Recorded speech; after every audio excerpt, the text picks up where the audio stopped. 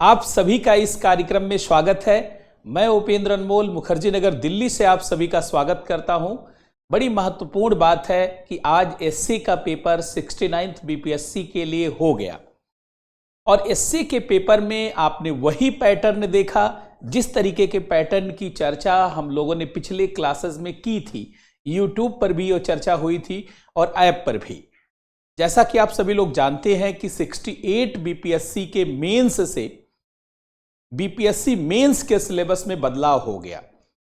जहां पहले ऑप्शनल की भूमिका होती थी वहीं अब एसए की भूमिका हो गई है और वह भी एसए 300 नंबर का। 300 नंबर मेंस के लिए बहुत निर्णायक होता है। जैसा कि आप सभी लोग जानते हैं, जहां ऑप्शनल की तैयारी में छक्के छूट जाते थे, बहुत लंबा समय लगता था, वहीं एसए के पेपर के नाते विद्यार्थियों को अब बीपीएससी की तैयारी में थोड़ा कम समय लगता है, क्योंकि एसए की तैयारी करने में पहली बात तो समय कम लगता है, दूसरे एसए की तैयारी जीएस की तैयारी से भी हो जाती है। केवल एसए लिखने की कला अगर आपको पता हो तो आप एसए बहुत बेहतर ढंग से लिख सकते हैं। जहां जीएस में कंटेंट पर फोकस किया जाता है, एग्जामिनर चाहता है, आयोग चाहता है कि आप कंटेंट को बहुत अच्छे से प्रस्तुत करें और वो तर्कसंगत हो, अर्थपूर्ण हो, सारगर्भित हो, आकर्षक हो। वहीं जीएस में आयोग क्या चाहता है? आयोग चाहता है कि जो एसए की शैली है, वहीं एसए में आयोग क्या चाहता है? आयोग चाहता है कि एसए की जो शैली है उस ढंग से एसए को प्रस्तुत किया जाए। एसए की क्या शैली है?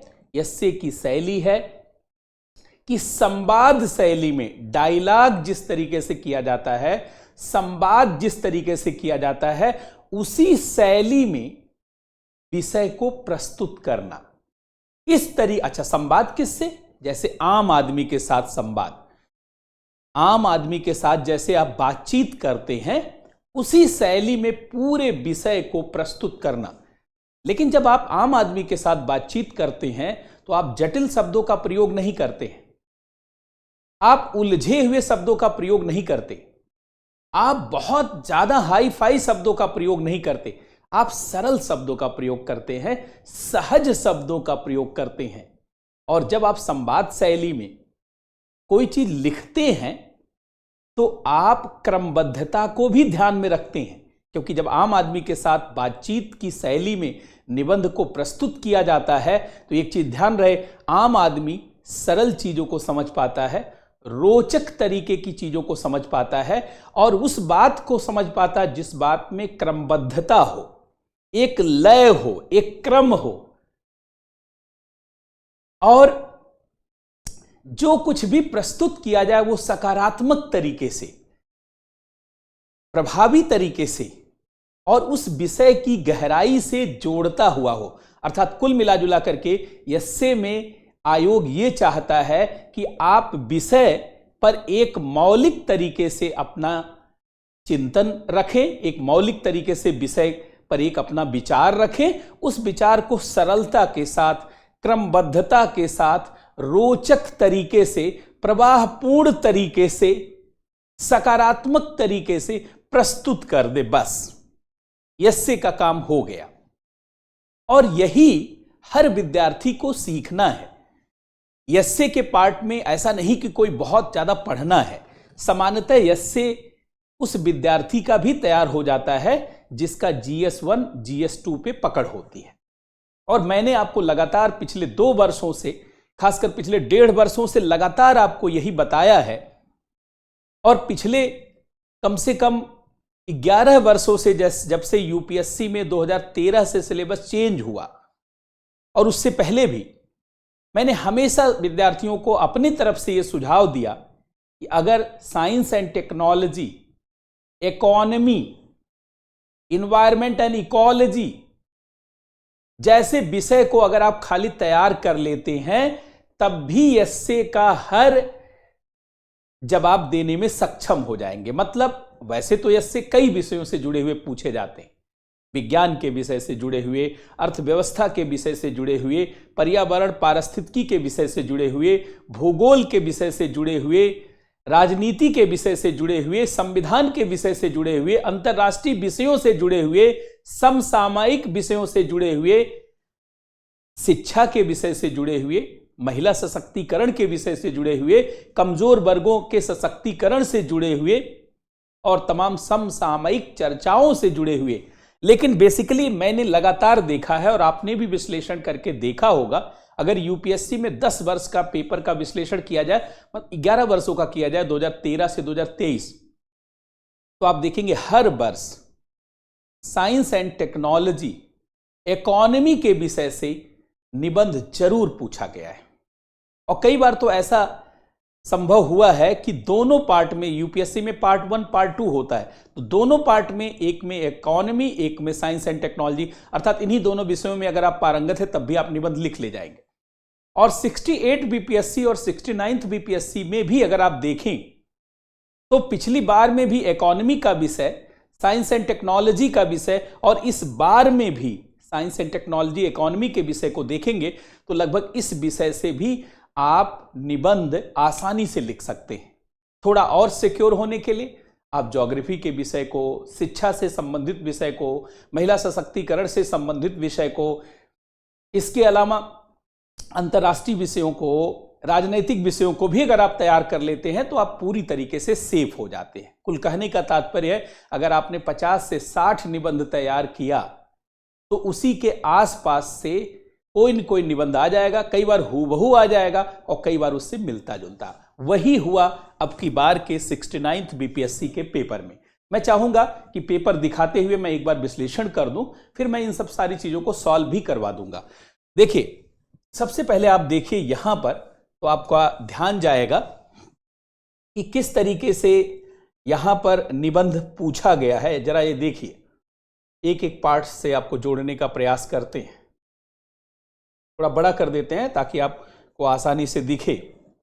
अब आप देखिए, पहला ही निबंध पूछा गया है कि science and technology are helpful in understanding the mysteries of the universe, अर्थात विज्ञान और तकनीकी ब्रह्मांड के रहस्यों को जानने में सहायक है। विज्ञान के रहस्यों को जानने में कौन सहायक है? विज्ञान एवं तकनीकी। जैसा कि आप सभी लोग जानते हैं कि इससे, क्योंकि बीपीएससी स्वयं कह रहा है 700 से 800 वर्ड में लिखना है, इसका मतलब है लगभग 10, 12, 15 पैराग्राफ में लिखना है। एक पैराग्राफ को अगर 60, 70, 80 शब्द का माना जाए तो निश्चित रूप से 10 से 12 पैराग्राफ, और ज़्यादा कम अगर 50-60 शब्दों का पैराग्राफ आपने बनाया तो लगभग 15, मैक्सिमम 15, 10 से 15 पैराग्राफ में लिखना है, जिसमें 1 से 2 पैराग्राफ इंट्रोडक्शन, 1 पैराग्राफ या मैक्सिमम 2 पैराग्राफ कंक्लूजन, और बाकी पूरे मेन बॉडी का विस्तार। इंट्रोडक्शन में क्या लिखा जाता है? टॉपिक का अर्थ समझाया जाता है, और कंक्लूजन में टॉपिक का निचोड़ रखा जाता है सकारात्मकता के साथ, और मेन बॉडी में विस्तार किया जाता है। अगर इस प्रश्न को लिखना होगा तो कैसे लिखेंगे? पहले बताएंगे साइंस एंड टेक्नोलॉजी क्या है। देखिए, विज्ञान एक प्रकार का क्रमबद्ध व्यवस्थित ज्ञान है। किसी भी चीज को समझने के लिए, उसकी व्याख्या के लिए, उससे निष्कर्ष निकालने के लिए विज्ञान का प्रयोग होता है। तकनीकी उसी को मानव के लिए उपयोगी बना देती है।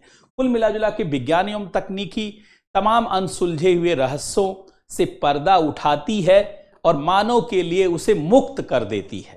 तो आप लिखेंगे विज्ञान एवं तकनीकी क्या है, उसकी थोड़ी सी भूमिका इंट्रोडक्शन में, और फिर दूसरी तरफ आप बताएंगे कि ब्रह्मांड क्या है। ब्रह्मांड अनंत है, विशाल है, बहुत बड़ा है, जिसमें बहुत सारी चीजें जानी नहीं जा सकी हैं। भाई, ब्रह्मांड की जब हम बात करते हैं तो हम कहते हैं कि डार्क मैटर, डार्क एनर्जी, पूरे ब्रह्मांड में केवल 4% ही विजिबल मैटर है। 96% आइदर डार्क मैटर और डार्क एनर्जी। इसका मतलब 96% चीजें अभी अज्ञात है। और विज्ञान कहता है दुनिया में 2 ही प्रकार की चीजें हैं, ज्ञात या अज्ञात। तो आप यहां भी डिफाइन करके बता देंगे ब्रह्मांड क्या है, और ब्रह्मांड में 4% चीजों को आप मतलब कुछ चीजों को ही जाना जा सका है, क्योंकि निबंध में बहुत ज्यादा फैक्ट फिगर डाटा नहीं प्रस्तुत किया जाता। निबंध क्योंकि आम आदमी के साथ संवाद होता है तो बहुत आवश्यक चीज ही लिखी जाती है, कॉमन चीजों को लिखा जाता है।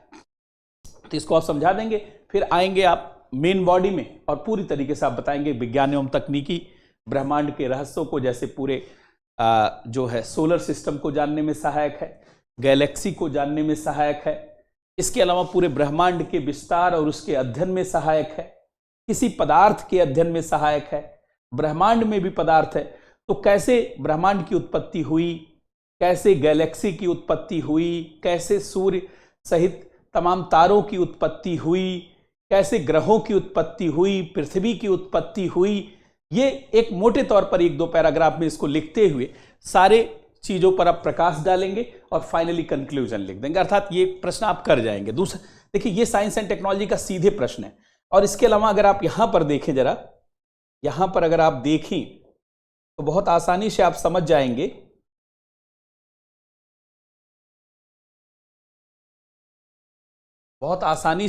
जाएंगे कि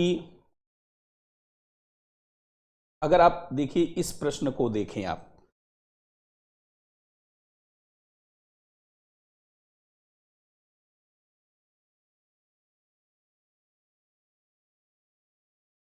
अब इसको आप देखिए, ये लास्ट वाला जो प्रश्न है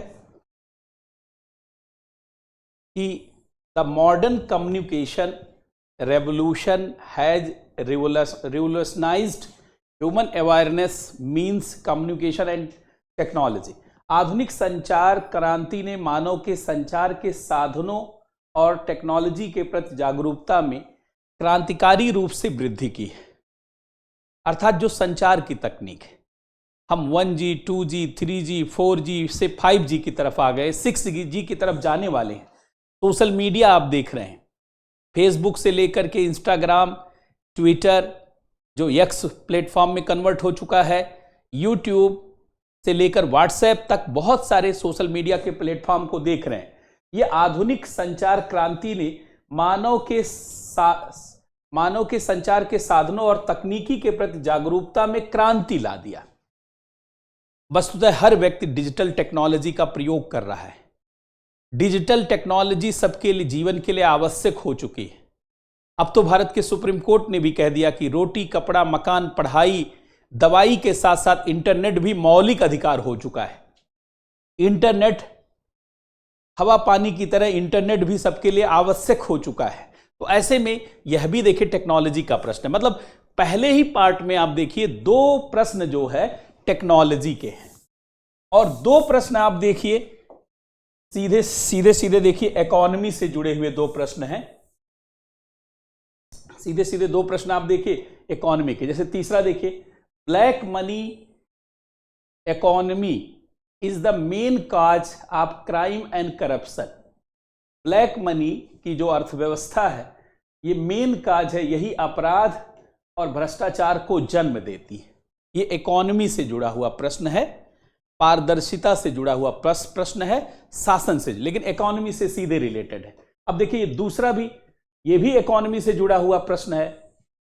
improving the agriculture system can support the rural economy of the nation. कृषि व्यवस्था में सुधार कर देश के ग्रामीण अर्थतंत्र को सशक्त बना सकते हैं।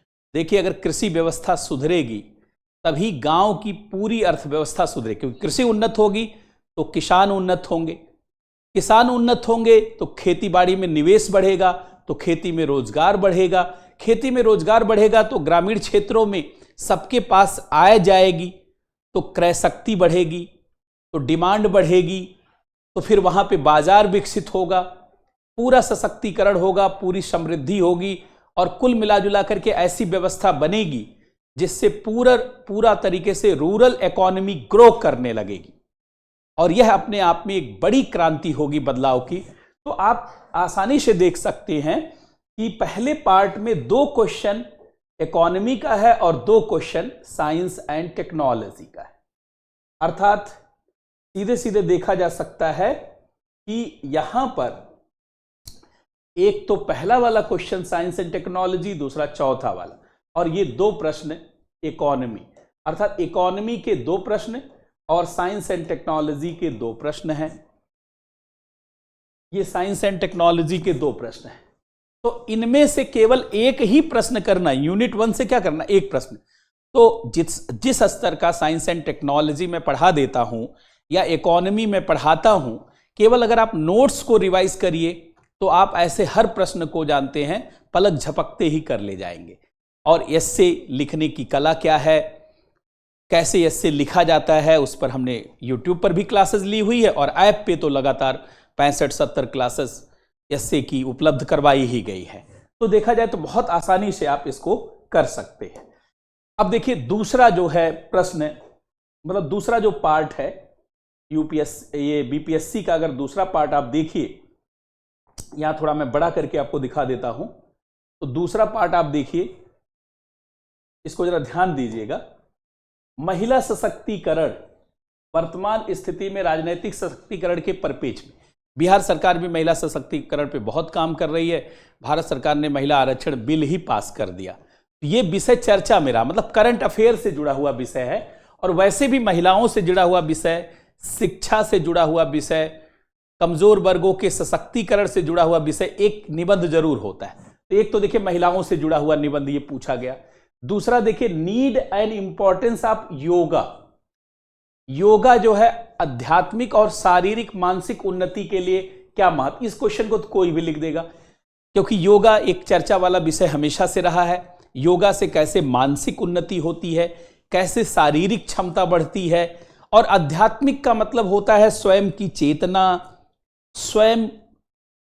स्वयं को प्राप्त करना। एक तरीके से आपके अंदर कितना धैर्य है, कितना अनुशासन है, कितना भूखे प्यासे रह सकते हैं, कितने अच्छे तरीके से नियंत्रित कर सकते हैं, यही सारी चीज अध्यात्म है।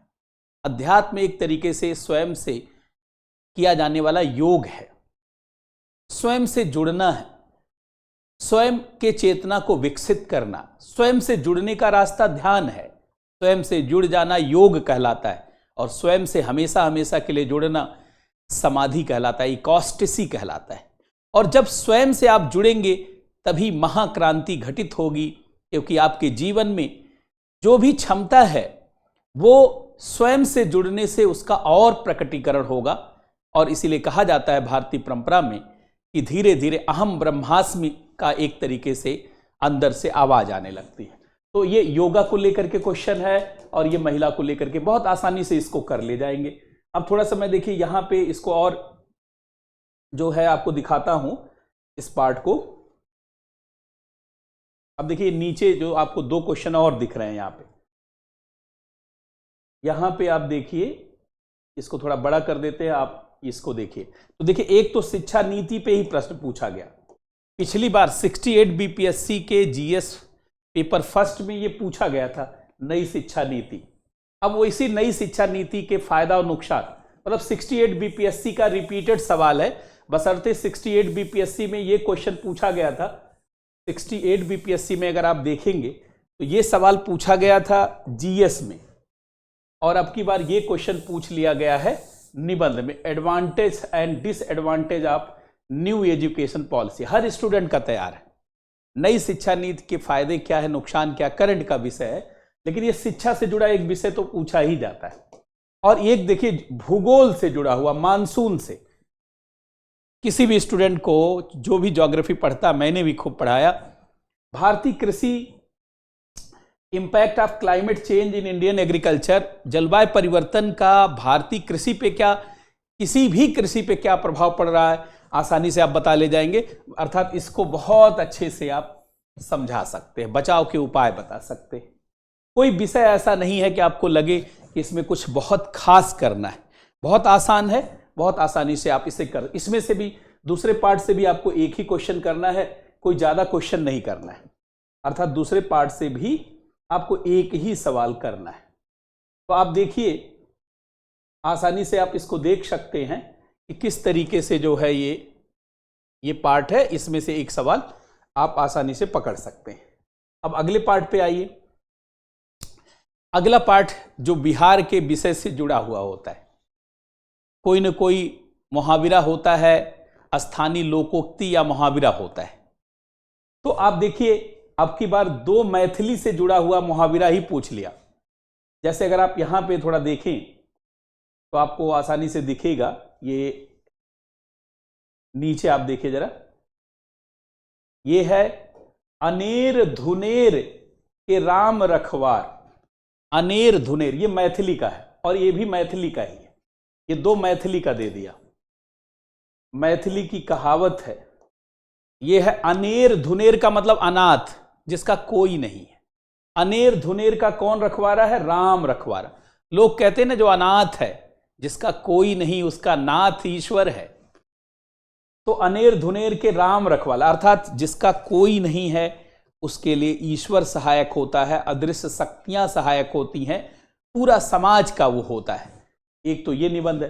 दूसरा एक जानते हैं जो बहुत प्रचलित है, खासकर बिहार में भी, यूपी में, पूरे देश में, आगे नाथ न पीछे पगहा। उसी को मैथिली में आगू नाथ न पाछू पगहा, बिना छान के कूदे गधा। मतलब जिसके आगे पूछे कोई नहीं है, जिसका कोई बंधन नहीं है, जिसका कोई सामाजिक बंधन नहीं, जो परम स्वतंत्र है, उसके संदर्भ में यह पूछा गया है। बहुत आसानी से जानते हैं, इसको भी आप समझ पा रहे होंगे। अच्छा, इसके अलावा यहां पे आप देखिए, यहां पे आप देखिए ऊपर वाला पार्ट अगर आप देखें,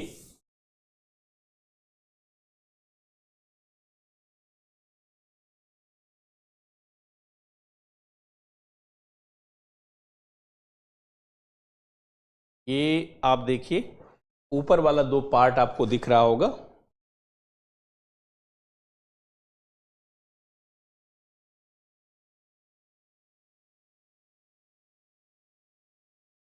एक देखिए है ये जो 10वां वाला आप देख रहे हैं, धोबियक कुकुर ने घर के न घाट के। मतलब धोबी का कुत्ता न घर का न घाट का।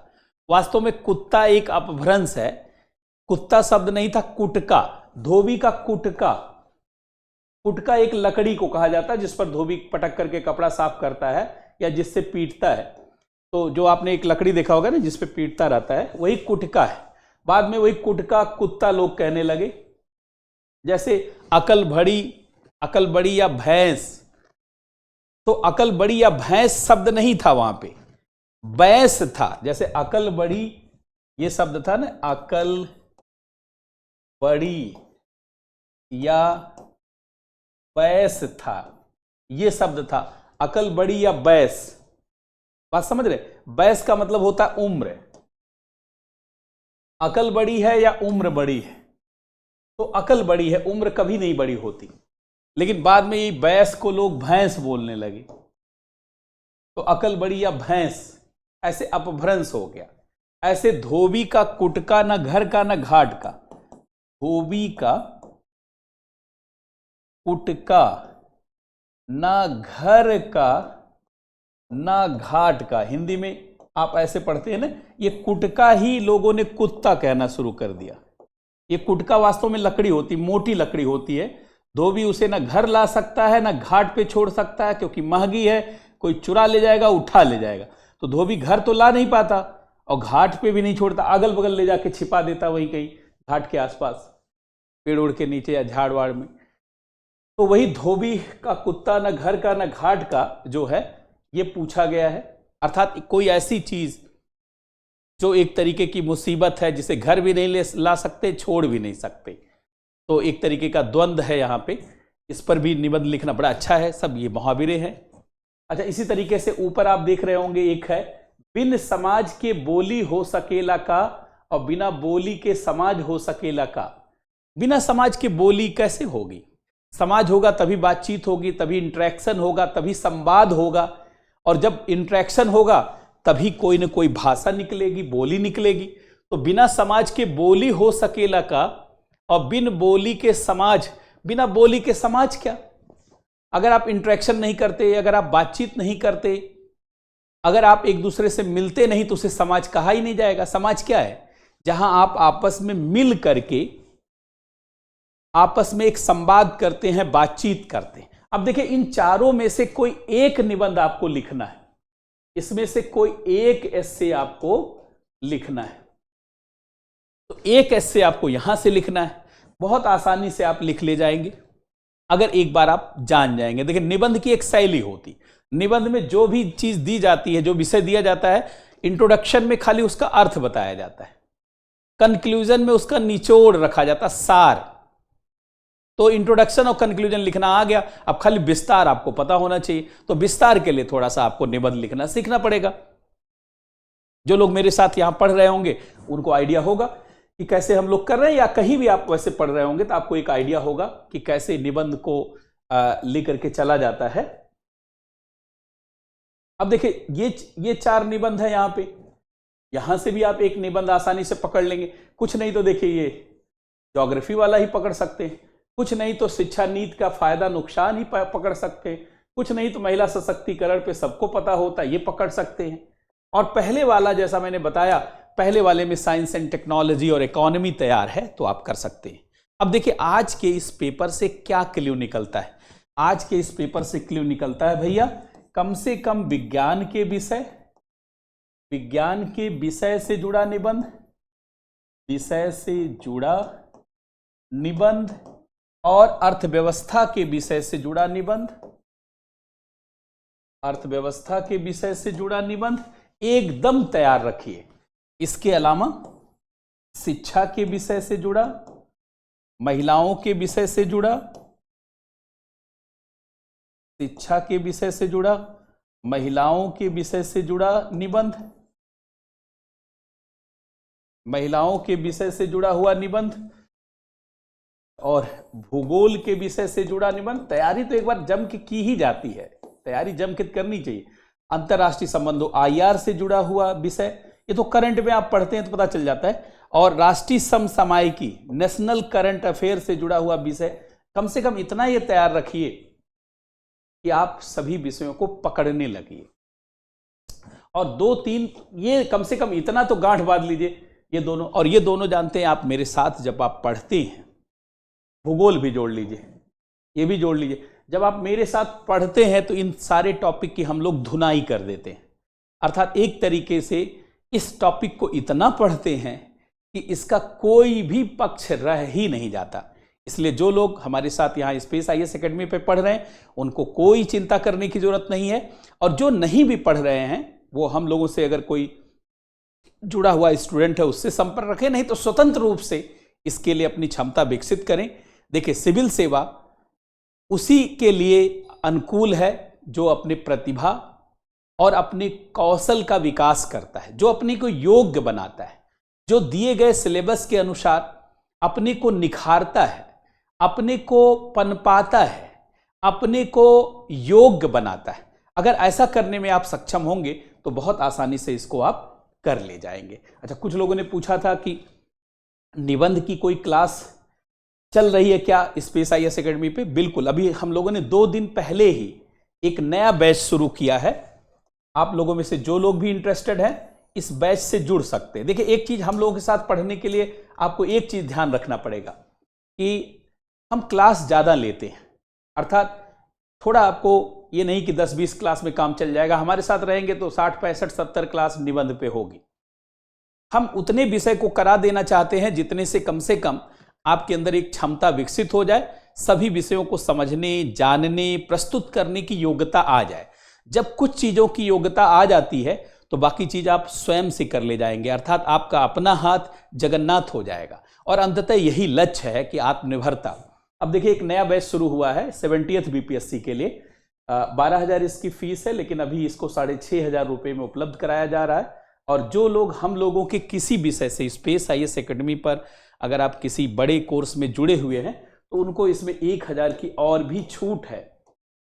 तो आप ये छूट प्राप्त करेंगे तो ये मात्र 5500 में ये कोर्स हो जाएगा। तो आप इस बैच से जुड़ सकते हैं और एकदम UPSC के लेवल पर जो पहला दूसरा निबंध है उसको डेवलप कर सकते हैं। और तीसरे निबंध पर भी हम लोग खूब प्रैक्टिस करवाते हैं, उस पर लेते हैं, उसकी कला भी आप आसानी से विकसित कर सकते हैं। साथ ही साथ निबंध को वास्तव में कैसे समझा जाता, कैसे लिखा जाता है, एक तरीके से एक वैज्ञानिक समझ है, उसको लेकर के अगर आप समझ हम लोगों के साथ विकसित करेंगे तो आपको 300 नंबर में कहीं दिक्कत नहीं आएगी। और एक चीज और ध्यान रखिए, कि अगर आपने बीपीएससी में इसे पढ़ लिया तो आगे चल करके यूपीएससी में 250 नंबर के निबंध के लिए अलग से पढ़ना तो बिल्कुल नहीं पड़ेगा, और यूपीपीसीएस में भी 150 नंबर के लिए आपको मेहनत नहीं करनी पड़ेगी, बशर्ते एक बार आप इसको कर लीजिए। अच्छा, एक यूपीएससी का बैच भी हम लोग कल से शुरू कर रहे हैं। ये UPSC pre foundation. UPSC pre का मतलब केवल यूपीएससी के लिए नहीं, देखिए यहां लिखा हुआ है UPSC and all state PCS.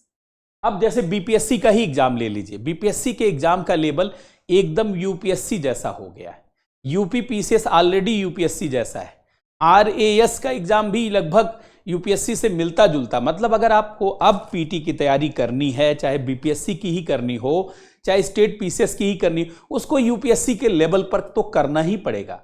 अगर आप उस लेवल पर एक बार पढ़ाई कर लेंगे तो स्टेट पीसीएस भी हो जाएगा और यूपीएससी भी। इसी को ध्यान में रखते हुए हम लोगों ने 2025 के लिए यूपीएससी प्री फाउंडेशन का एक क्रांतिकारी बैच, क्रांतिकारी इसलिए कि आप देखेंगे स्लोगन ही लिखा है कि बहुत पढ़ा होगा, लेकिन ऐसा नहीं, 100% पीटी सक्सेस को लेकर के ये क्लास शुरू हो रहा है। तो अभी जो लोग इससे को ज्वाइन करना चाहते हैं उनके लिए बहुत कम फी में, अर्थात शुरुआती फी में उपलब्ध है, 10,500 में सारा पार्ट है इसमें। ये मत सोचिए कि केवल history, polity, economy, geography, general science, science and technology, बल्कि इसमें environment and ecology, art and culture, IR का भी जानते पार्ट, करंट अफेयर, सारी चीज इसमें है। और वो भी 10-20 क्लास, 30 क्लास नहीं, 40 क्लास नहीं, बल्कि 50 क्लास, 60 क्लास, 70 क्लास, 80 क्लास, अर्थात बहुत ही व्यवस्थित। अच्छा, इसके अलावा जो लोग 70th बीपीएससी में एडमिशन लेना चाहते हैं तो उनके लिए एक बहुत बेहतरीन बैच, ये 70th बीपीएससी के लिए ये फाउंडेशन बैच, अर्थात 70th बीपीएससी के लिए एक फाउंडेशन बैच है। इस फाउंडेशन बैच में पीटी और मेंस का कंप्लीट सोल्यूशन है। पीटी और मेंस दोनों का कंबाइंड बैच है। कंबाइंड बैच इसलिए क्योंकि अब जो बीपीएससी का लेवल हो चुका है, 69 बीपीएससी के पीटी से आपने देख लिया, अब बीपीएससी का पीटी भी वही विद्यार्थी पास कर पाएगा जिसकी समझ खाली पीटी की नहीं होगी, पीटी मेंस सबकी होगी।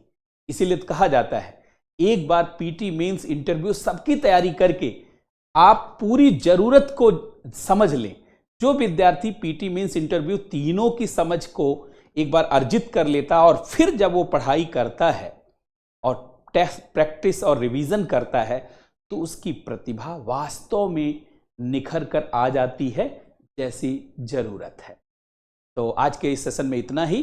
पुनः हम लोग जानते कल मिलेंगे यूपीएससी प्री फाउंडेशन बैच में, और नए विषय के साथ हमेशा शाम के टाइम पे यूट्यूब पर मिलते रहेंगे। बहुत बहुत धन्यवाद सबको, बहुत बहुत नमस्कार।